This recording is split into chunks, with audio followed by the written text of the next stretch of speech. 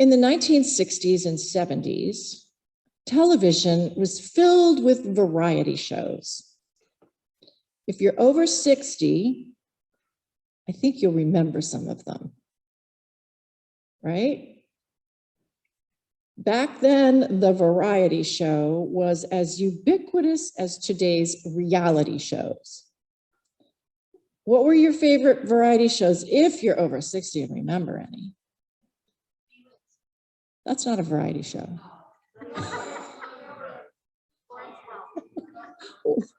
How about Ed Sullivan? Yeah, he had no personality, and yet he had the biggest rated show on TV.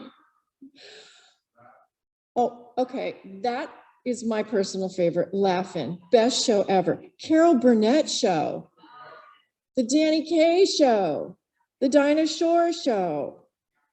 But there was one show, wait, what was that? Yeah, they were good, they were hilarious. But there was one show that CBS kept canceling and reinstating and canceling again because it was too political. Anybody know which one I'm talking about? Oh, yeah. See how old we are. Pardon? Say it for the Zoom? Oh, yeah, I forgot. Okay, the Smothers Brothers show, the Smothers Brothers Comedy Hour was my husband's favorite show. We have a DVD of the entire show. But back in the 1990s, my husband got a cassette tape of the best of the Smothers Brothers. And every time we went on a family trip, he put that tape in the car and we listened to it with our boys over and over again. One of the funniest bits that they did was called Mom Always Liked You Best. Remember that? Tommy Smothers whines and complains about how their mother favored his brother Dickie. Well, those of us who have siblings, especially close in age, can relate. And parents, how many times have we heard, that's not fair. Why do I have to do that and not her? How come he gets the bigger piece? You gave me more chores. On and on and on, right? Oh. And as a parent, we try so hard not to favor one child over the other. Gifts have to be of equal value and equal quantity. We have to spend equal time with each child. We have to give them equal rewards, equal allowance, equal distribution of chores. It's hard. In the parable today, it certainly seems as though the father is favoring the younger son with a robe and a ring and a lavish party. And the older son, understandably, is furious and resentful. He's crushed. All the older son can see is blatant and unfair favoritism. The older son obeyed his father. The younger son didn't. It's not fair. Jesus told this parable to two groups of people. First group were tax collectors who were hated in those days, and sinners. Now, people, who knows what their sin was, maybe a different variety of sins.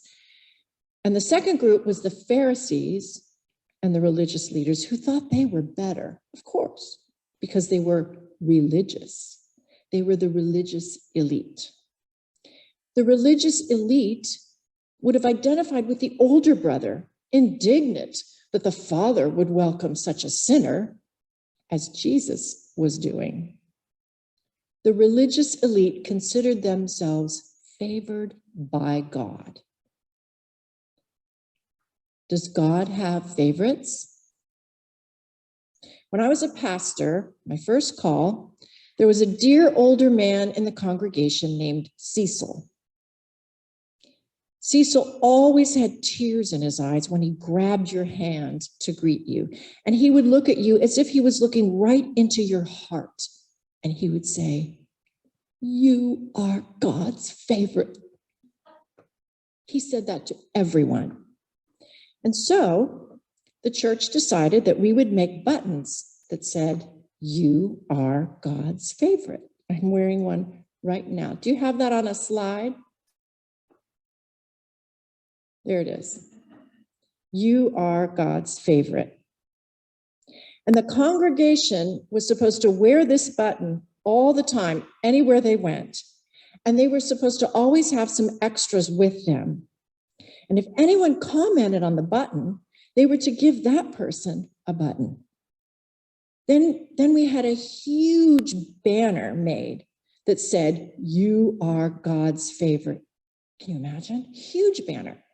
And we hung it outside on the building at the corner of Redondo Beach Boulevard and Gramercy Place.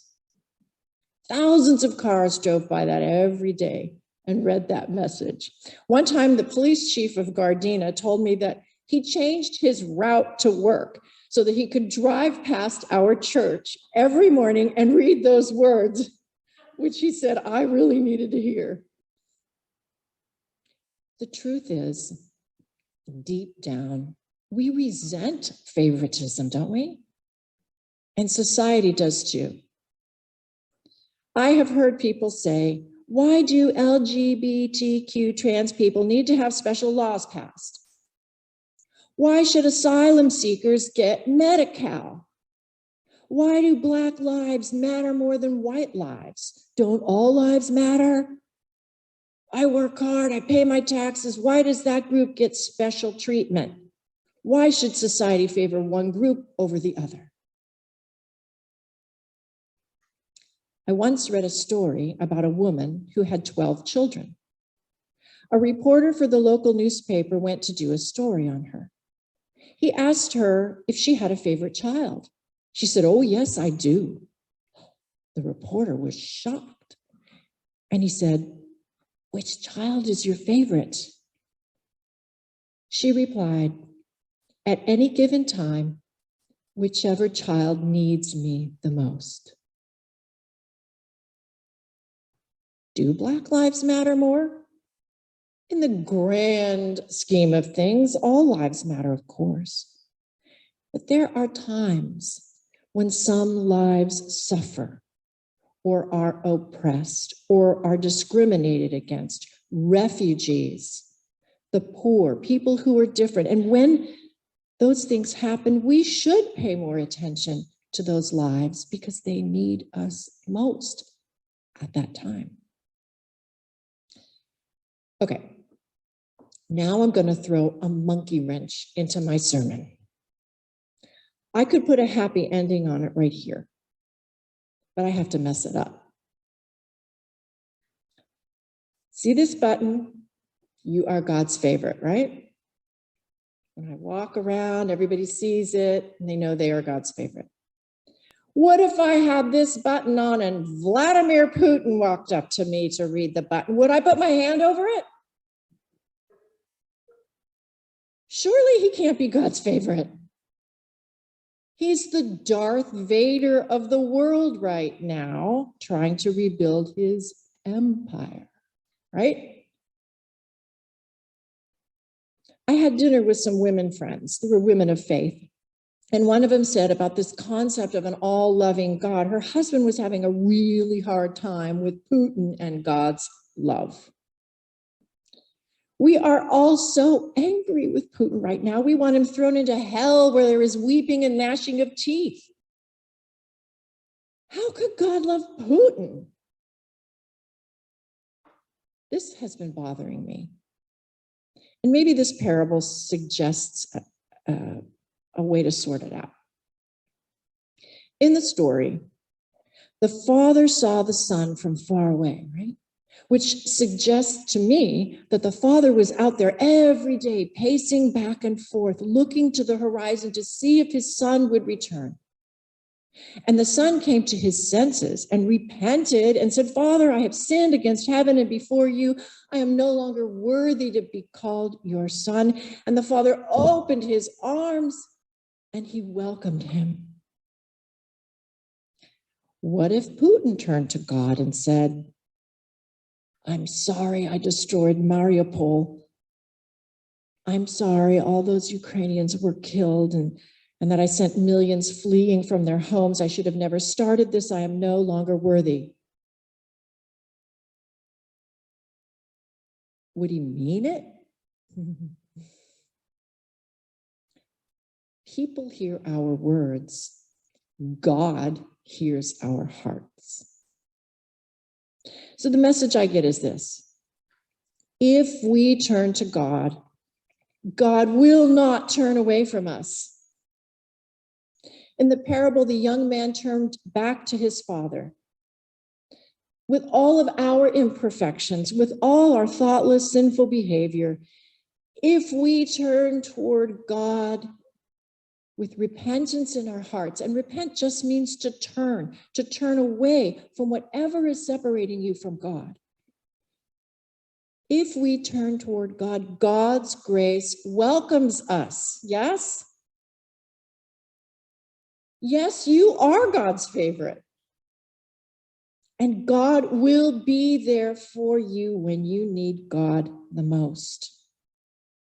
God's arms are always outstretched toward you.